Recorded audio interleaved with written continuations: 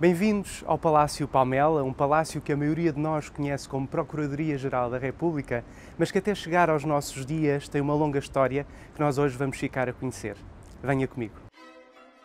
Tendo a atual função de Procuradoria-Geral da República desde 1977, este palácio foi construído no final do século XVIII, mais concretamente entre 1792 e 1794, por e para o arquiteto Manuel Caetano de Sousa.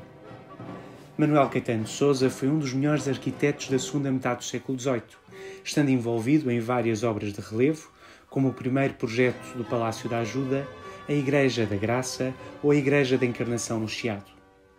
O seu estatuto de arquiteto régio e da Casa do Infantado fez com que, para a construção deste palácio, este arquiteto contasse com algumas benesses reais. Recebeu o terreno para construir esta casa, os restos de cantaria das obras da Basílica da Estrela e o direito ao acesso à água que ali passava através do aqueduto das Águas Livres.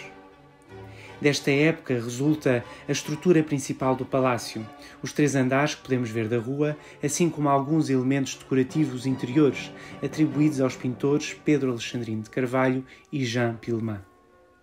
O local escolhido foi o Rato, que entre os séculos XVIII e XIX passa de zona periférica de Lisboa a um lugar procurado pelas novas elites.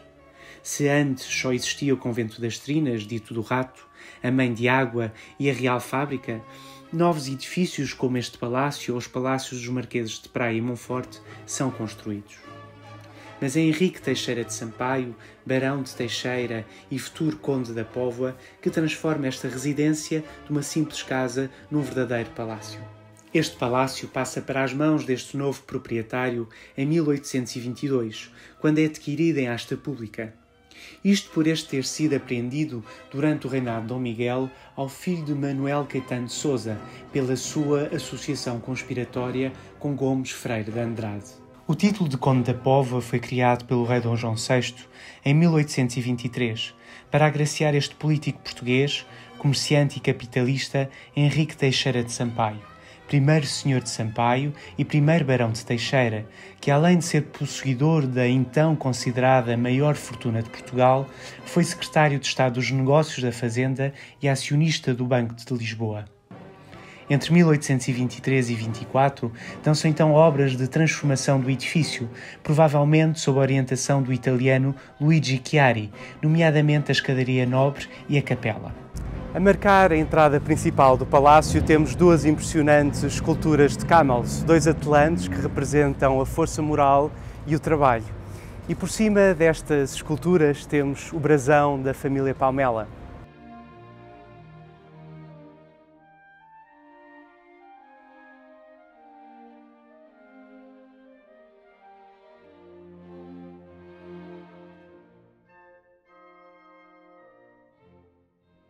É muito interessante conhecer a história que então levou a que este palácio, então comprado pelo primeiro barão de Teixeira e primeiro conde da Póvoa, passasse para a família Palmela, por cujo nome este palácio ainda é conhecido. O primeiro duque de Palmela, diplomata e político brilhante, mas também um astuto gestor do património familiar, negocia o casamento do seu filho e herdeiro principal com a filha do conde da Póvoa, Maria Luísa, ainda na menoridade dos dois. O contrato de casamento é então estabelecido, aguardando-se a sua consumação na maioridade dos noivos, ficando Maria Luísa à guarda dos sogros. Apesar do dote ser já algo interessante para a família Palmela, bastante prejudicada pelo seu não alinhamento com o rei Dom Miguel, a verdade é que os duques não esperavam o que viria a acontecer mais tarde. A morte do filho e herdeiro da incomensurável fortuna dos Póvoa, que viria a recair sobre Maria Luísa, incluindo este palácio. Já no interior do palácio, começamos a nossa visita pelo vestíbulo, onde podemos encontrar 2 esculturas, a Maternidade e a Dor, encomendadas pela terceira duquesa de Palmela num dos momentos mais difíceis da sua vida. A morte do seu filho primogênito e herdeiro Dom Pedro, com apenas 3 anos de idade, marcou muito a vida da terceira duquesa de Palmela, filha do segundo duque de Palmela e de Maria Luísa, que encontrou o seu refúgio na arte que mais gostava de cultivar, a escultura. Escultura com presença internacional, a duquesa vai ter como mestre o francês Camels, relacionando-se ainda com escultores como Rodin. É ainda mecenas de Soares dos Reis, mas é a sua atividade caritativa que lhe dá mais popularidade, criando as cozinhas económicas, sendo a primeira delas instalada neste palácio. Herdeira de uma enorme fortuna, esta duquesa era representante de uma das famílias mais importantes de Portugal. Dom Pedro, primeiro duque, é o primeiro titular da família em Portugal, mas com uma ascendência bastante interessante. Cruzando o vestíbulo, chegamos até à escadaria principal. Apesar desta escadaria nobre ser longa, atravessando 3 andares, ela ganhou um aspecto sofisticado e ao mesmo tempo confortável no tempo da terceira duquesa, que mandou abrir nichos que permitiram a instalação da sua coleção de escultura.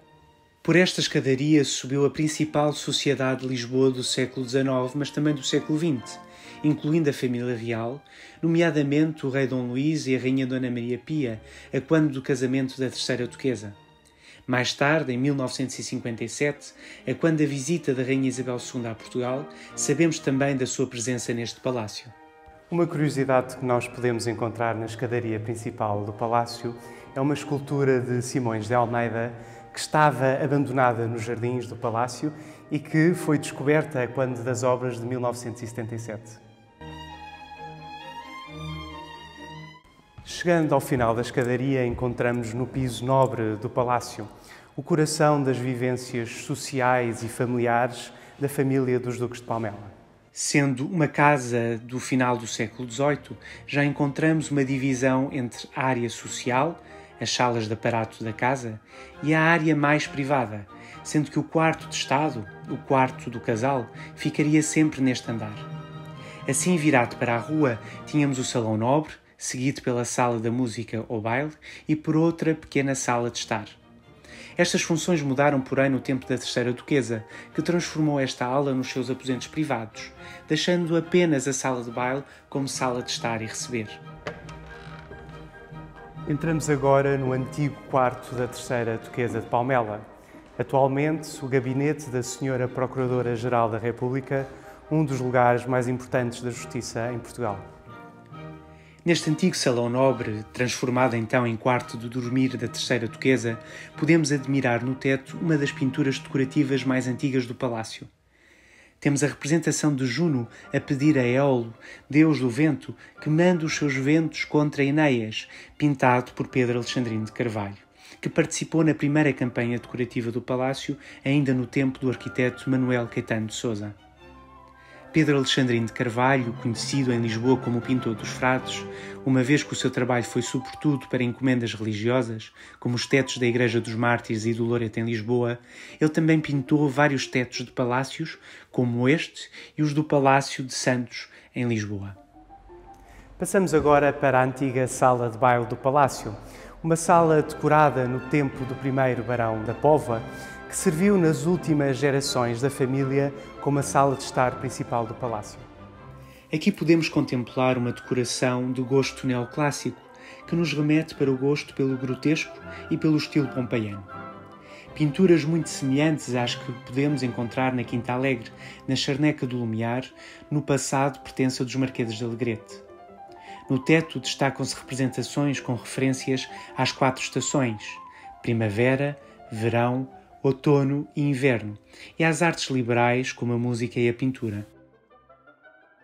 Se a maioria do mobiliário que nós encontramos no Palácio é da Procuradoria-Geral da República, a verdade é que algum ficou do tempo dos Duques de Palmela, nomeadamente este termô.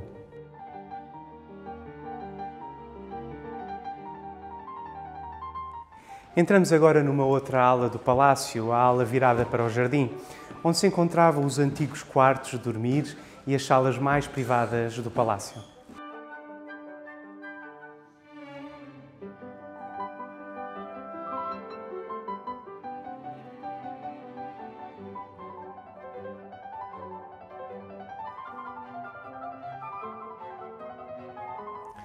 Nesta antiga ala privada do palácio encontramos uma das salas mais pequenas, mas também mais interessantes, a sala chinesa. Aqui a pintura é atribuída a Jean Pilman, pintor e decorador de renome internacional, que trabalhou diretamente para a Rainha Maria Antonieta.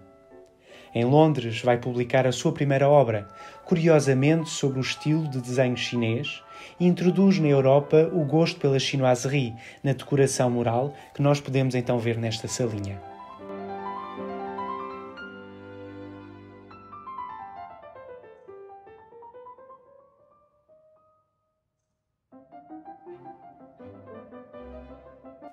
A seguir passamos pela sala de fumo, onde podemos admirar um dos poucos lambris de azulejos existentes na casa. Isto porque, com o final do século XVIII, este gosto vai desaparecendo. Ainda assim, vemos a adaptação da azulejaria ao gosto da época, reproduzindo em azulejo os motivos típicos da pintura mural, como se víssemos o estilo Pilman na azulejaria. Entramos agora na maior sala do palácio, que curiosamente não é nem o salão nobre, nem a sala de baile, mas sim a sala de jantar. Sala de jantar que foi palco de inúmeros jantares e banquetes deste palácio. A dimensão desta sala mostra a importância que os almoços e os jantares passaram a ter nas relações sociais do século XIX. Com a decoração atribuída a Luigi Manini, cenógrafo do Teatro São Carlos e arquiteto da Quinta da Regaleira, podemos ver, contudo, um elemento de decoração anterior, presente no teto, representando Zéfiro e Clóris, inspirada em Os Faustos de Ovídio ou sobre a natureza das coisas de Lucrécio, repintado por Júlio Brás. Sobre as portas vemos putis, crianças, que brincam com alimentos, numa referência clara ao propósito desta sala. Separada por um arco, temos uma pequena antecâmara com uma pintura no teto, também relacionada com a função desta sala, representando a alimentação de Baco. Entramos agora na última sala do andar nobre, a antiga sala de café ou das pequenas refeições, também conhecida como Sala Pilman pelas suas pinturas murais.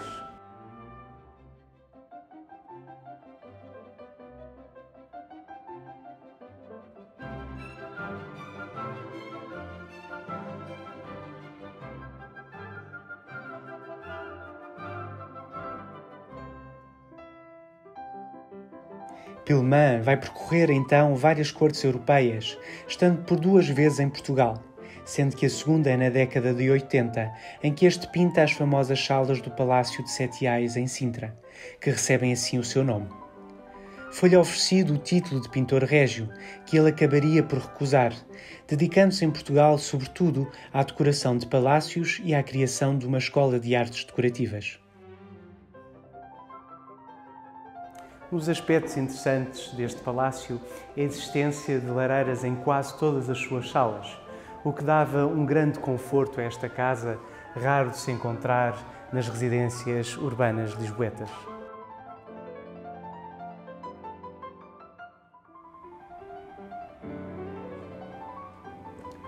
Estamos no espaço da antiga capela que desapareceu no incêndio de 1977 e que deu lugar a um dos auditórios da Procuradoria-Geral da República.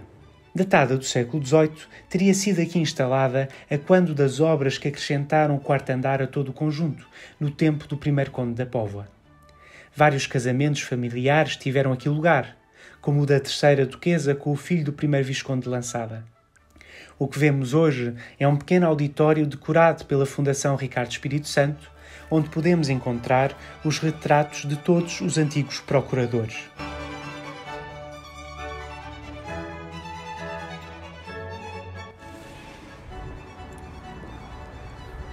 Chegamos agora aos jardins do Palácio Palmela, um dos jardins privados mais belos da cidade de Lisboa.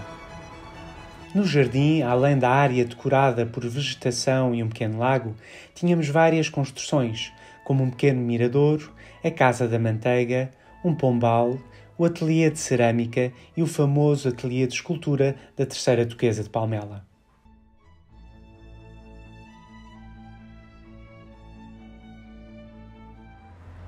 Estamos no ateliê de escultura da terceira duquesa de Palmela, projetado pelo seu mestre e amigo Camels, que aqui construiu uma espécie de chalé alpino, mas em pleno centro da cidade de Lisboa. Atualmente, auditório da Procuradoria-Geral da República, este espaço conserva a enorme vidraça que permitia a entrada de luz para o ateliê, assim como um fogão de sala que dava todo o conforto necessário a este espaço, que servia também de sala de receber. Este ateliê foi projetado por Camões, mestre e protegido da terceira duquesa, autor das 2 esculturas que ladeiam a entrada do palácio.